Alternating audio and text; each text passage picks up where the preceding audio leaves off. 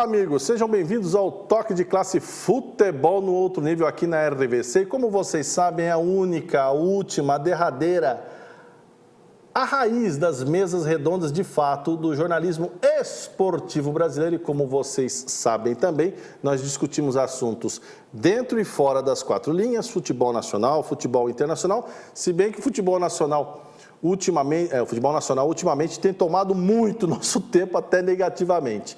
Vocês sabem também que na nossa quarta temporada do Toque de Classe Futebol no Outro Nível, eu não fico falando aqui eram 30 minutos, agora são 45. Não fico mais falando sozinho. Sempre tem alguém, e graças a Deus, né, já há algum tempo, nós temos a figura do Guilherme Alves, que vai aqui compartilhar, faz parte da família Toque de Classe, nosso analista, que vai nos auxiliar da melhor maneira possível, né? E como vocês sabem, a gente tem um formato diferente, a gente começa com o assunto central e vai destrinchando para assuntos variados, além do central, obviamente. Seja bem-vindo, Guilherme Alves, mais uma vez ao Toque de Classe. Diga olá para ao grupo seleto de telespectadores do Toque de Classe Futebol no Outro Nível. Olá, os amigos que estão nos assistindo, é uma honra estar aqui mais uma vez. E vamos falar muito de futebol. E mais uma vez, lá do Palmeiras, campeão. Mais uma a felicidade do Robson. É incrível, você vê como amigo é tudo, né? Amigo é coisa para se guardar do lado direito do peito. Você vê que a felicidade dele em saber que eu estou feliz, isso é muito bom. É impressionante até onde vai. Mas vamos lá, o tema de hoje, é claro que nós vamos fazer uma análise, né? Enfim, mas eu, Guilherme, obviamente, de maneira fria, concisa e serena, vai falar a respeito tanto do Palmeiras quanto dos outros, mas, enfim, é claro que ele vai aproveitar, e nós vamos aproveitar para, é claro que no nosso tema aqui nós vamos falar de outros clubes também que não obtiveram êxito.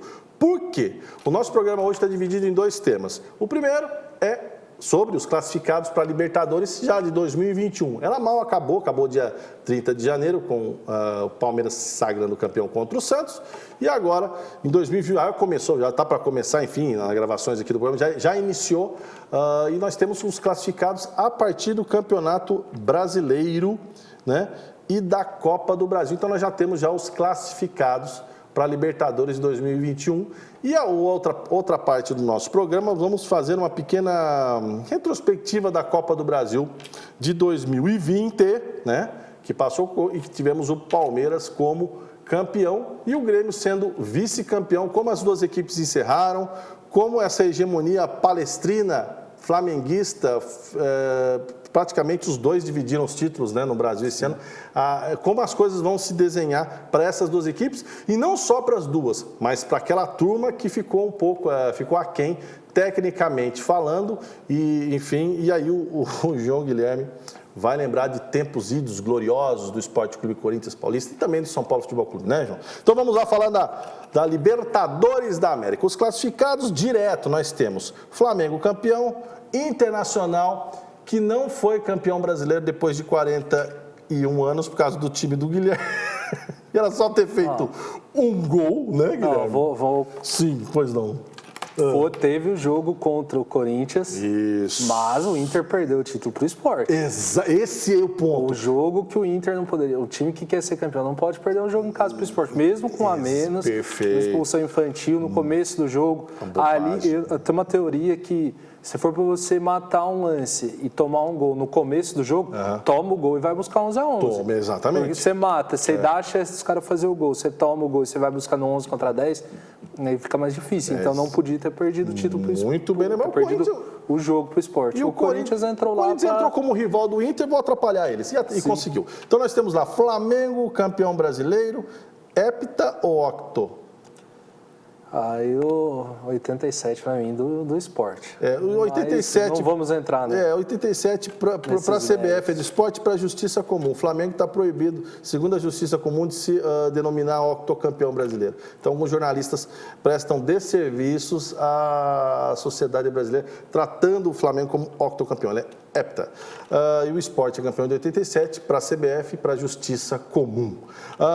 Bom, vamos lá. O Brasil é um dos poucos países que não se obedece à justiça, né? Atlético Mineiro, que era do São Paulo, classificado, direto. São Paulo Futebol Clube, que estava com o título na mão. Guilherme, qual foi pior, Palmeiras de 2009 ou São Paulo 2020? Eu acho que o São Paulo vinha de um embalo, manteve o treinador ali e mais nem menos começou a cair muito. Perfeito. O São Paulo tinha a chance, só que demorou para trocar. São Paulo pagou pelo... E a vantagem de 2009 e 2020 é que o São Paulo ainda classificou para a Libertadores. Em 2009 o Palmeiras ficou fora. Sim. A gente tem que rir. Bom, e aí, para surpresa geral da nação brasileira e também para o Guilherme e para mim também, mas é claro que nós não podemos deixar de falar do trabalho das categorias de base que esse clube faz.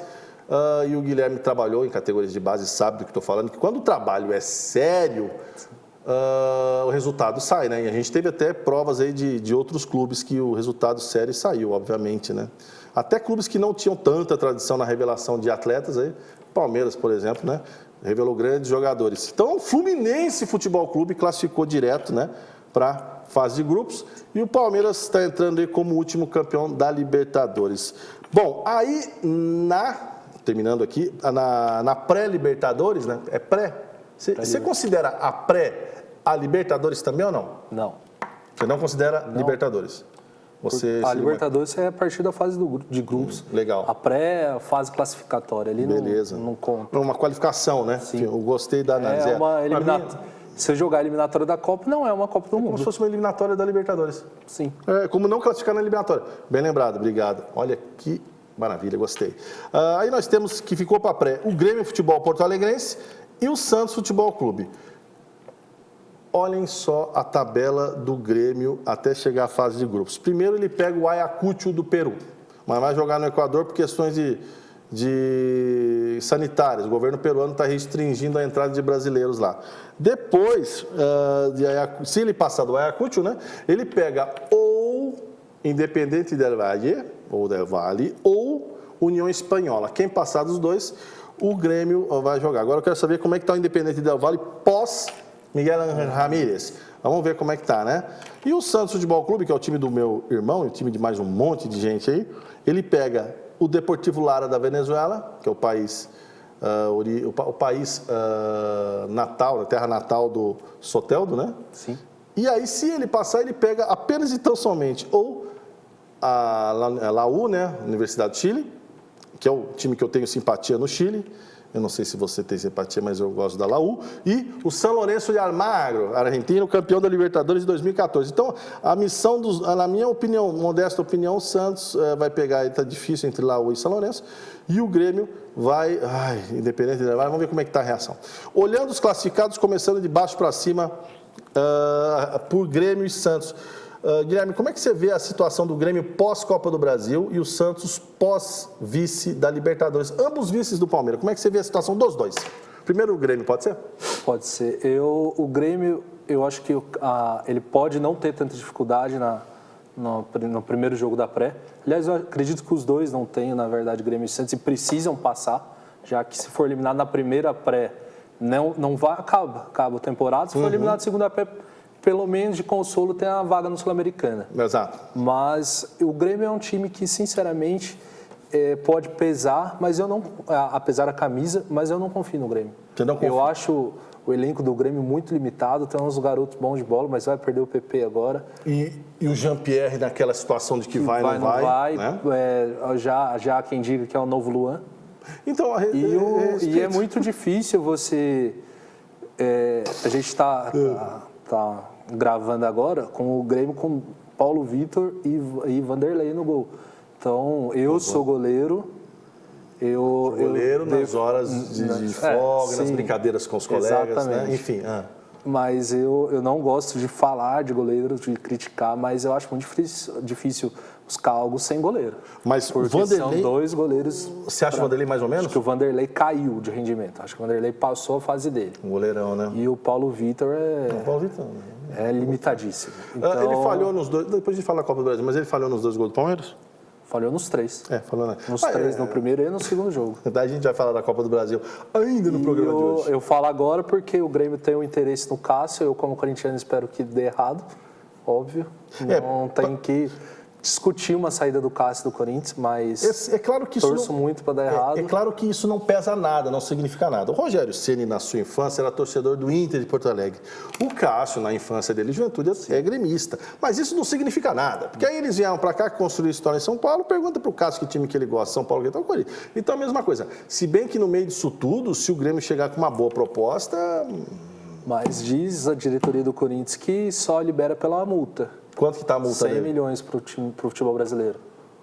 Ah, então ele fica no... acredito que... Ele continua ficando no Corinthians. 100 milhões para o futebol brasileiro e 230 para fora do país, pelo que dizem. Meu Deus, é muito dinheiro para um goleiro de 34? 33, 34. Goleiraço. E o Grêmio também tem um negócio que eu não concordei, mas eu não faria, que era a renovação do Renato Gaúcho.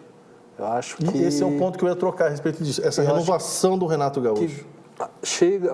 Tem uma história, ganhou títulos, tem história como jogador, tem história como treinador, mas chega um momento, eu já falei isso em programas anteriores, chega um momento que você precisa renovar. Sim, sem dúvida. Você precisa sair. Falaram muito dele no Atlético, acho que seria bom para o Atlético e para ele. Muito legal. Mas ele acabou optando por ficar no Grêmio. Só que eu acho que ali ele já não tira mais nada. Acho que ali ele vai brigar, vai entrar naquele brasileiro mal, começa a jogar no time reserva, meio de tabela. Aquele papo que estava enganando a torcida gremista. Um grande abraço para Rafael Henrique, meu grande amigo, enfim, que mora em Jacinto Machado, no interior de Santa Catarina. E ele é gremista muito crítico, sabe? Ele é um Guilherme, mistura de Guilherme e Robson, para falar dos seus times do coração. Então ele é muito crítico. Antes do primeiro jogo, ele falou que o Grêmio ia perder os 2 jogos, que ele estava vendo, acompanhando os jogos do Grêmio. Ele falou assim, não, o Palmeiras vai ganhar os 2 jogos, o Palmeiras foi lá ganhar os 2. E o Guilherme ele é muito crítico a respeito. O que eu ia perguntar para você, o Rafael Henrique, lá de Santa Catarina, que está nos acompanhando. O Renato não ficou porque não há opções de treinadores brasileiros, Guilherme? Você não acha que é isso o único motivo ou não? Eu acho que não. Eu acho que não tem opções, apesar que... Então não tem. Não diria nem que não tem. Talvez pudesse tentar. Eu acho que o único que poderia tentar, mas seria mais uma aposta, seria o Thiago Nunes mesmo. Mais uma vez o Thiago Nunes. Sim, pelo que ele fez no Atlético Paranaense. Sim, sim. Não pelo que ele fez no Corinthians. Seria uma aposta. E para você ver... Mas eu acho que o Grêmio ele encaixa com treinadores estrangeiros. Eu acho que ele teria a opção de trazer de fora. Sim, pela proximidade também, né? Eles acreditaram no trabalho do Renato. Eu acho que... Só que eu não vejo o trabalho do Renato dar frutos mais. Ele começa um brasileiro mal, pega 5º, 6º lugar, que aposta nas Copas e não ganha as Copas. Exato, apostando em Copas e não ganha as Copas. Sim, a última Copa que o Grêmio ganhou foi a Recopa, né? Sim. Sul-Americana contra o 2017. Quem foi campeão da Sul-Americana em 2017? Calma, vamos lembrar o campeão da Sul-Americana em 2017. Calma, já lembramos. Perfeito. Depois do nosso primeiro intervalo, iremos falar do Santos Futebol Clube, que, né, tem muita coisa para falar do Santos, viu? A situação financeira do time é complicado. Já voltamos.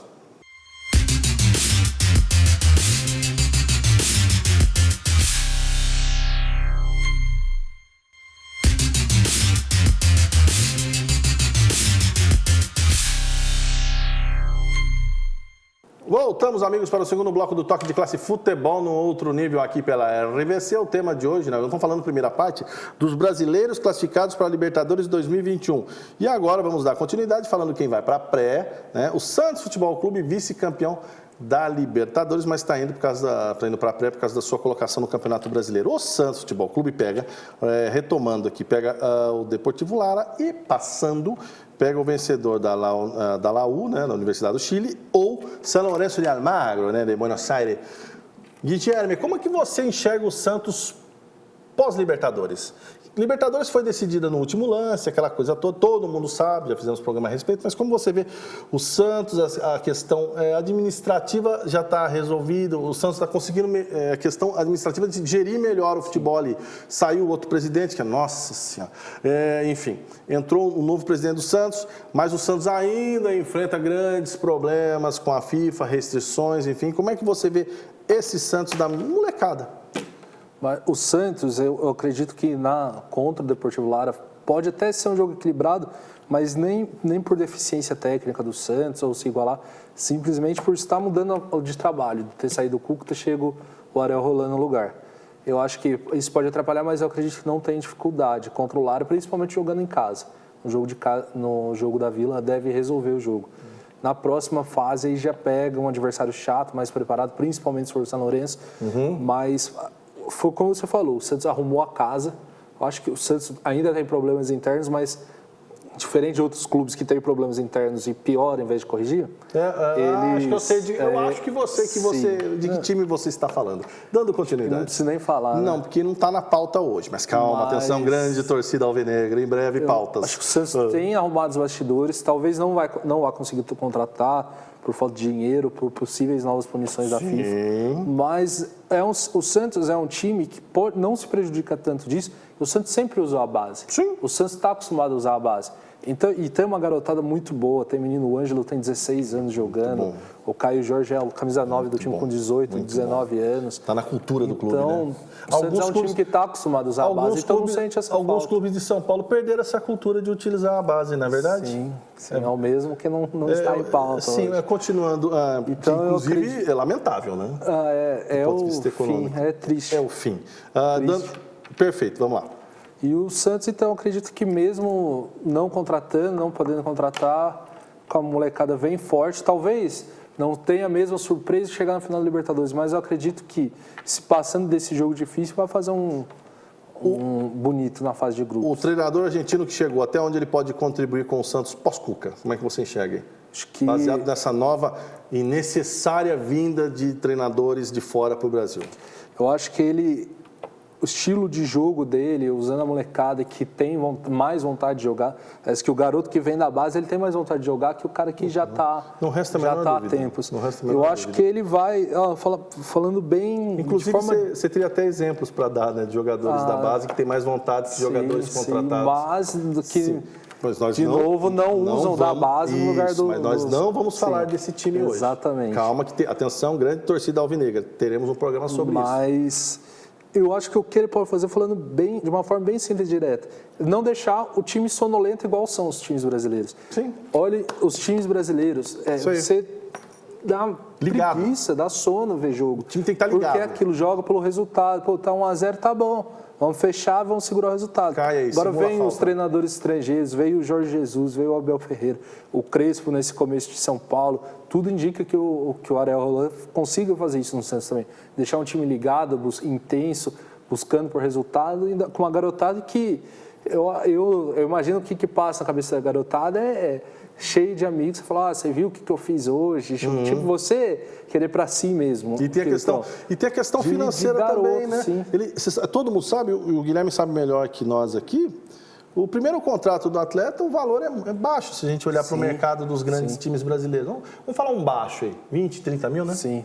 Na perspectiva de renovação, ele pode aí chegar a uns 100, 150 mil. Isso para o jogador, para o atleta, para a família, conta muito, muito, né? Isso anima o atleta. Isso aí de 20 mil para 80 mil já no contrato renovado. Perfeito, muito bem sacado. Então, boas perspectivas para o Santos Futebol Clube, né, com o seu treinador recém-chegado argentino. Agora vamos falar agora dos que classificaram direto rapidamente aqui. Clube de Regatas do Flamengo. Clube de Regatas do Flamengo. Como é que você vê o Mengão para a Libertadores de 2020? Elenco forte. Nossa. Não tem, é o de que a gente sempre fala, o Flamengo vai entrar favorito em todas as competições, mas ainda segue com o Rogério Ceni questionado. Esse ainda seu e o mas servem para quê? Por que você colocou mas e colocou ainda questionado? Você ainda não viu o Flamengo com aquela bola redonda do Jesus? Impossível. Não. O futebol do Flamengo de 2019 era fantástico. Eu acho que o Rogério ele é muito promissor, muito, mas ele segue cometendo alguns erros que eu acho que dá para arrumar. Por exemplo, quando ele disse, não posso jogar com Gabigol e Pedro junto. Dá. Os dois são leves. Claro que dá. Os dois saem da área. E o Pedro, olhando pela vontade dele, por ser um artilheiro também, eu acho que se você fala pro Pedro, vou precisar que você jogue mais pelos lados, mais fora da área. É um cara que faz. Ele faz até ponta de lança, ele trabalha até de meia, se você deixar, pelo próprio... Então, algumas decisões do Rogério algumas insistências do Rogério que podem prejudicar ele. E o Rogério, ele vai ser muito cobrado, apesar do título brasileiro, que ele vai ser muito cobrado porque ele vai ser comparado com o Jorge Jesus. Vou, de novo, citar o exemplo do Corinthians, que é mais fácil. Na época que o Tite ganhou o Brasileiro em 2015, ele saiu no começo de 2016, o técnico que chegasse seria cobrado igual o Tite. Acho que por isso que demorou a dar certo. É a mesma coisa do Flamengo hoje. O Rogério assumiu, ele foi, assim como o Domenech foi, vai ser cobrado igual ao Jorge Jesus. Tanto que cai o Flamengo perde um jogo, empata um jogo, já começa a falar de Jorge Jesus. O Jorge Jesus aqui. Difícil, porque a situação olha como o Jorge Jesus está no Benfica, tem que tentar. Perfeito. Então começa essa pressão em cima dele. Ótimo. Mas não dá para tirar o Flamengo de favorito, não. Não. Boas perspectivas para o Mengão da Gávea. Inter de Porto Alegre, Colorado. O orgulho do desporto nacional, que fez uma campanha surpreendente com o Abel Braga, né? Sim. Eu estava falando quase que preconceituosa contra o Abel. Eu estava até com medo do pessoal usar essa... Mas é um Abel que não vinha de bons trabalhos. Sim, Né? Inclusive, eu exato. mesmo eu questionei a contratação dele, mas teve uma mudança de postura no Inter. Perfeito. Como você enxerga o Internacional, esse elenco que terminou o Brasileirão vice? O Inter conseguir, se o Miguel Ángel Ramírez conseguir fazer no Inter o que ele fez com o Del Valle, o Inter entra favorito também. É um elenco bom, é um elenco que usa bastante a base também. E o time do Del Valle era muito rápido. Sim. Inclusive o senhor, né? Tive o prazer de ver ele em loco. Então, é que tá. O senhor teve o prazer de... É isso que eu falo para as pessoas. O Guilherme, todo mundo sabe, ele é torcedor do Corinthians, e ele viu o Deportivo Del Valle do Miguel Ángel jogando contra o Corinthians na Sul-Americana. Foi. Verdade, e ganhou de 2-0 na semi, né? Na semi. Lá em Itaquerão, lotado, o Guilherme estava lá, então o Guilherme, ele é testemunha ocular dos fatos. Então ele viu. O que você viu daquele Deportivo Del Valle que você tem certeza que você vai ver no Internacional? É um time muito rápido, toque de bola, eles saem da defesa. É um estilo do Diniz que dá certo. Sim, entendi. Porque, não... Tá, eu achei que eu errei agora com o Diniz, mas enfim. Não, é um time que sai buscando, tocando bola, não dá o chutão até estar pressionado. Isso. A hora que está pressionado, ele não vai dar o gol para o adversário. Bola pro mato. Essa é a diferença do Del Valle, que é o que o Diniz não viu. E esse jogo do Del Valle, do Corinthians Del Valle, que eu fiz só um fato engraçado para quem viu. Para quem viu o jogo lá? No pré-jogo, para quem viu até minhas publicações. Sim, pois não. Poucos minutos antes do jogo, eu dei uma entrevista falando que tinha certeza que o Corinthians seria campeão e ia ganhar o jogo. Sim. E muitos me colocaram na minha conta a derrota, chamando de pé frio ao extremo. Perfeito. Talvez possa ter feito parte, mas eu não conhecia o Del Valle. E eu fui pelo nome. Eu falei, prazer, Del Valle. Não conheço, eu acho que o Corinthians vem jogando um futebol ok, dá para passar. E o que eu vi foi uma aula do Del Valle. O Del Valle ganhou de 2-0, que poderia ter sido 4-5 tranquilamente. Nós ficamos fechados no nosso mundinho aqui brasileiro de futebol e a gente não enxerga o futebol lá de fora. O Del Valle fez isso. O Tigres fez isso com o Palmeiras na semifinal do Mundial e todo mundo fica, mas futebol mexicano é poderoso. Financeiramente mais rico que o nosso. Os caras criaram uma liga agora lá, que sem rebaixamento, por exemplo, enfim, que seja. E o espanhol fazendo esse trabalho no Del Valle de anos, de algum período considerável. Então chega e dá isso mesmo aí.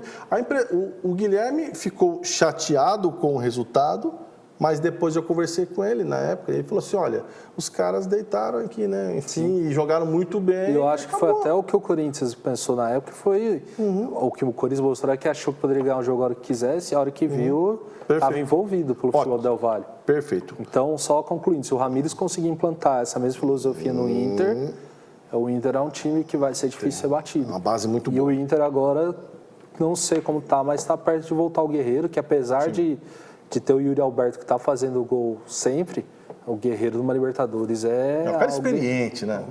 Mesmo com limitação física, é um cara experiente. Ele para dentro da área, ele não perde gol. Exato. Clube Atlético Mineiro, Galo forte, vingador. Como é que você vê o Atlético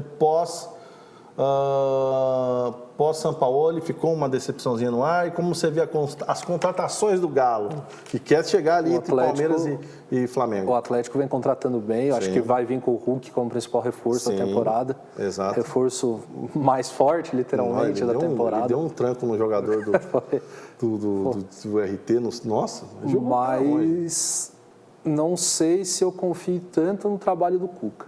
Sim, por quê? Não sei, eu acho que ele fez um bom trabalho no Santos, na Libertadores, mas conversando com alguns amigos santistas, muitos questionam várias decisões do Cuca. E questionam com um time que não tem tantas opções, que era o Santos. Então, agora imagina um time com bastante opções como o Atlético. Agora vai ter. E o Cuca, pelo histórico, eu não quero nem entrar em detalhes assim, de coisa que aconteceu no passado dele, de acusações. Acho que todo mundo sabe do que estou falando.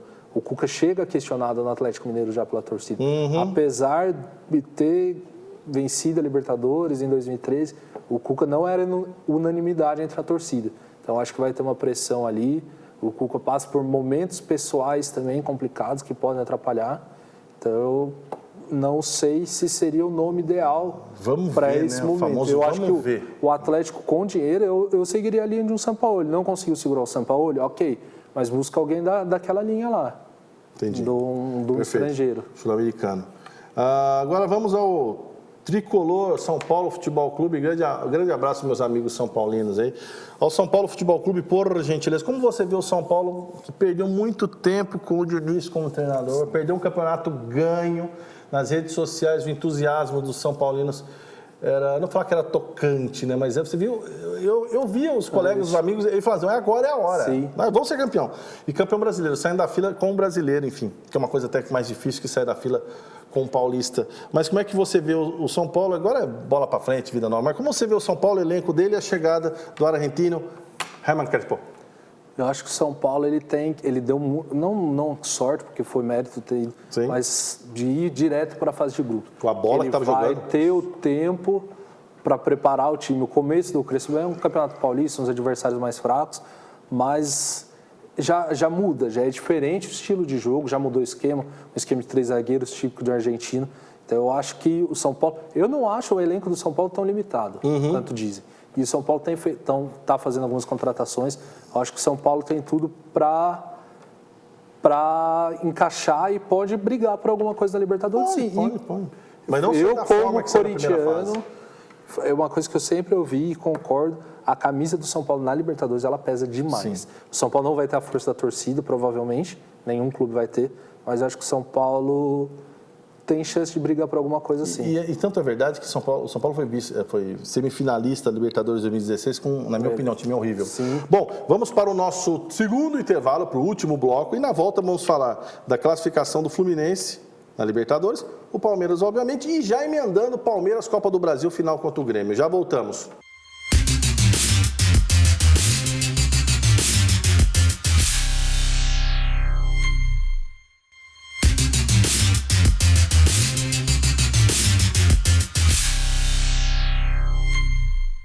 Voltamos, amigos, para o terceiro e último bloco do Toque de Classe Futebol. No outro nível, nesse bloco, nós vamos falar aqui rapidamente da classificação do Fluminense para a fase de grupos da Libertadores, correto? Sim. De maneira surpreendente.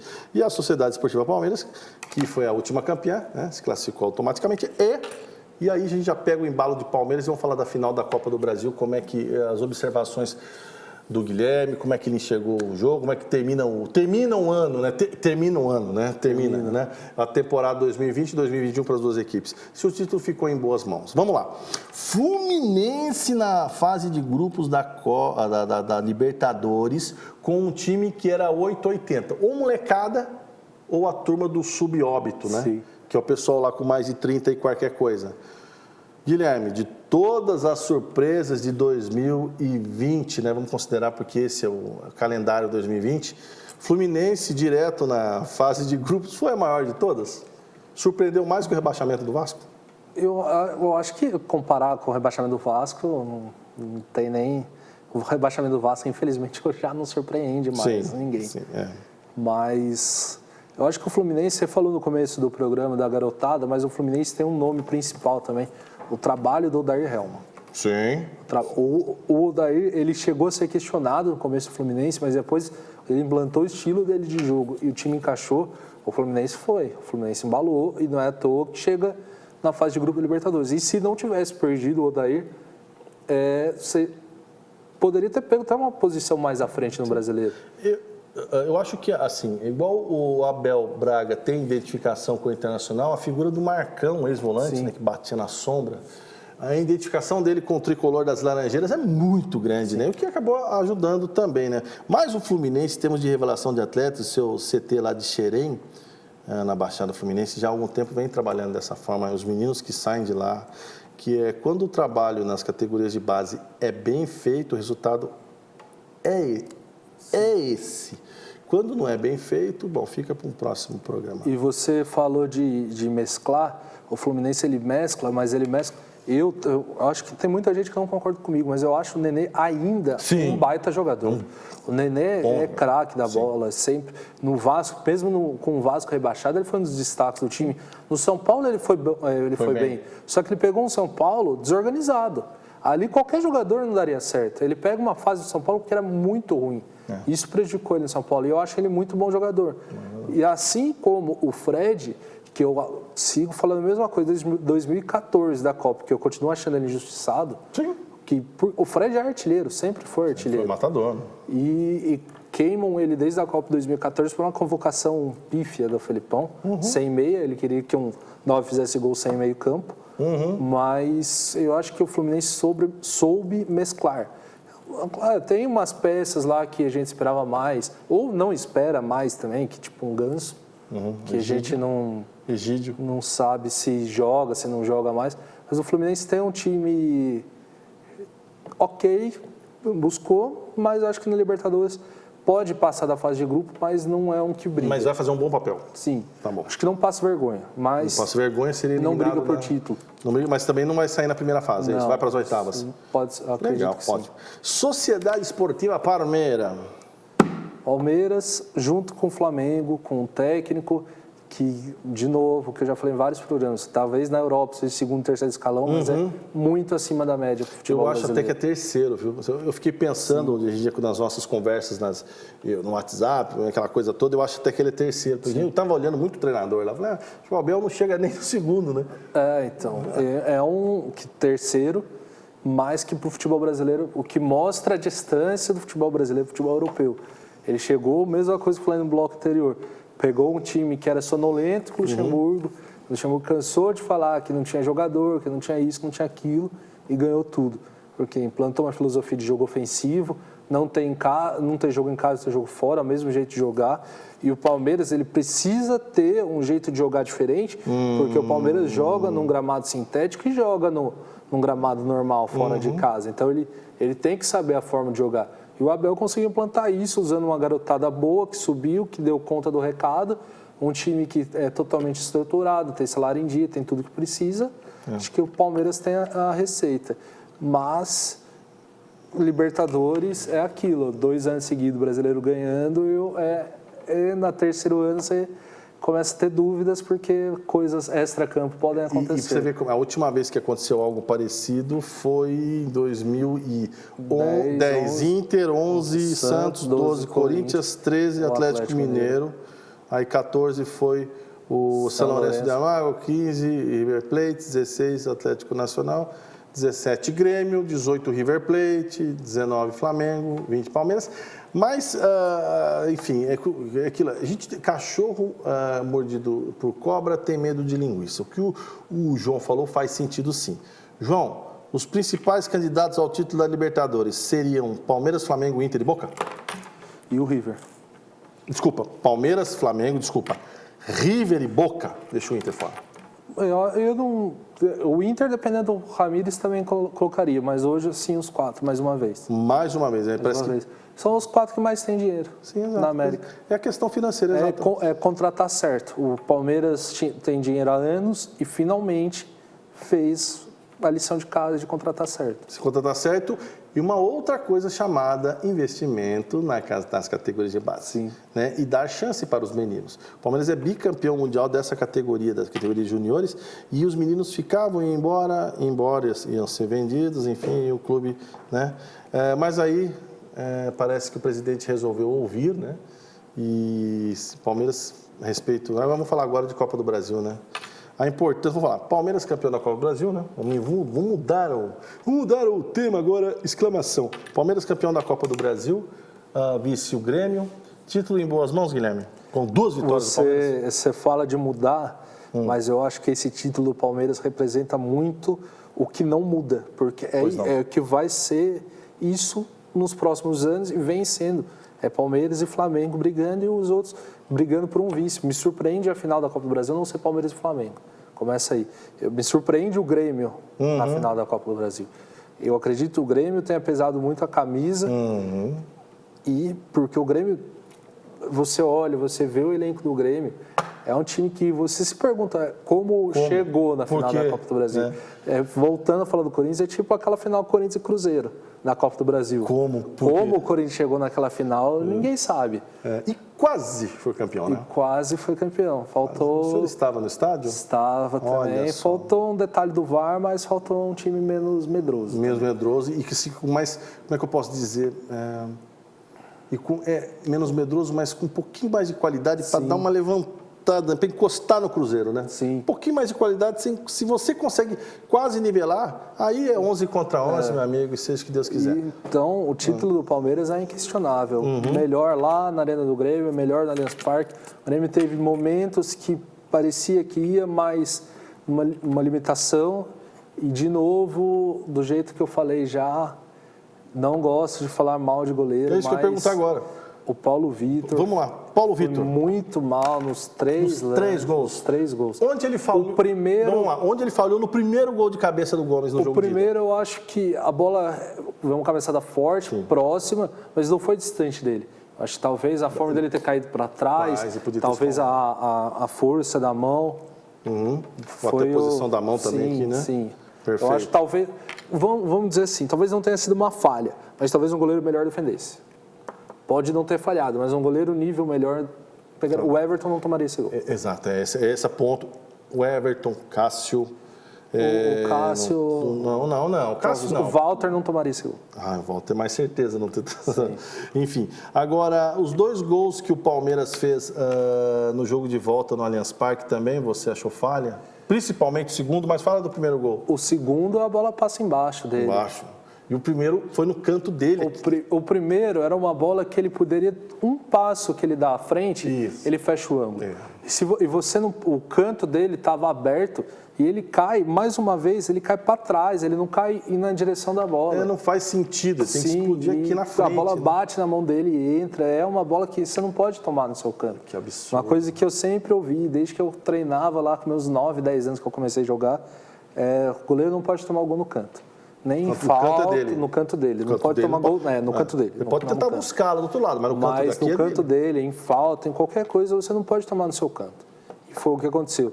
E o segundo, uma bola perto, mas a bola passa embaixo dele mais uma vez.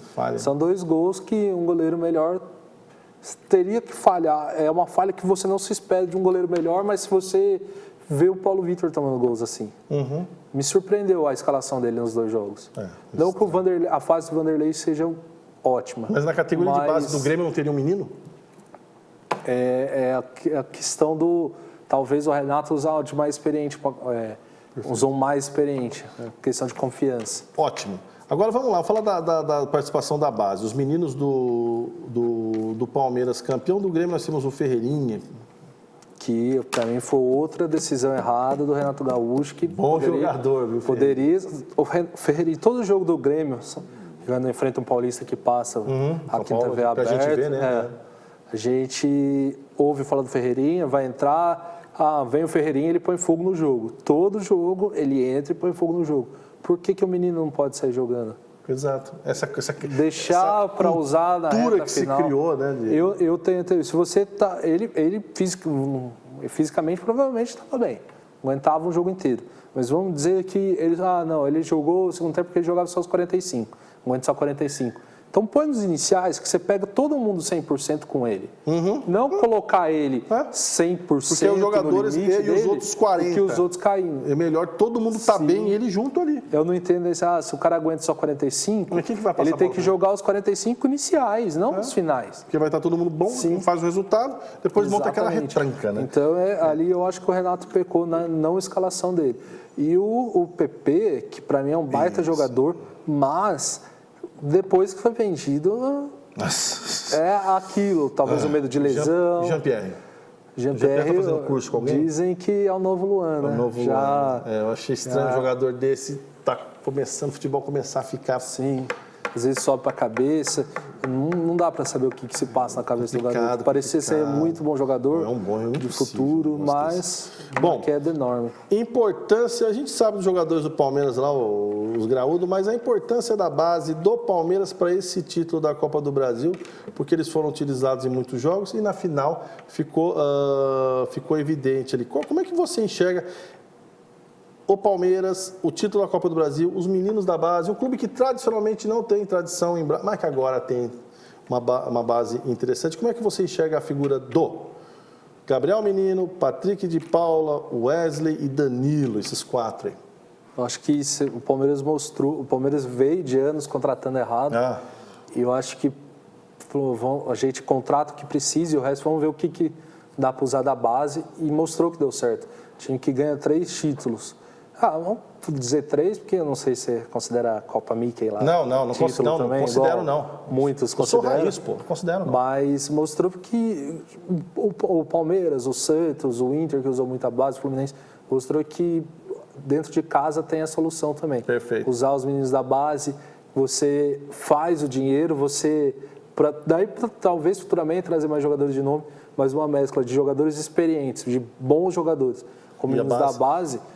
O menino às vezes precisa de um tempo. Às vezes o menino é bom, mas não sobe na mesma intensidade do que já está. Mas precisa de um tempo, com uma experiência. O grande destaque que deu certo. O grande destaque da base do Palmeiras nesse ano. Gabriel Menino. Não, segundo.